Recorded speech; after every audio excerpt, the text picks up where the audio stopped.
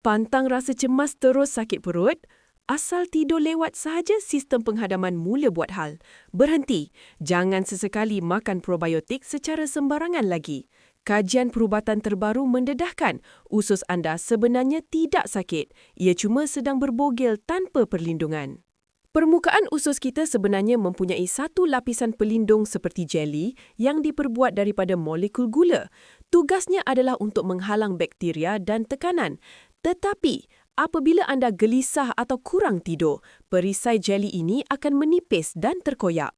Usus anda kini terdedah terus kepada rangsangan. Sebab itulah ia rasa sakit dan cirit-birit.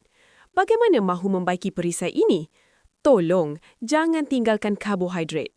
Apa yang anda perlukan adalah serat larut, soluble dietary fiber. Fikirkan tentang bahan yang melekit dalam bendi, rumpai laut dan oat. Itulah bahan mentah yang digunakan oleh bakteria usus untuk menghasilkan gam pembaikan mukosa usus anda. Bermula hari ini, makanlah sedikit bendi yang dimasak, rumpai laut atau oat setiap hari. Ingat, mulakan dengan kuantiti kecil dan tambah secara perlahan-lahan. Berikan masa kepada bakteria usus anda untuk membina semula lapisan gula yang berharga itu. Usus yang kuat barulah hidup tidak kucak-kacir. Bina semula lapisan perlindungan anda sekarang. Ikuti saya. Jom rungkai formula kehidupan.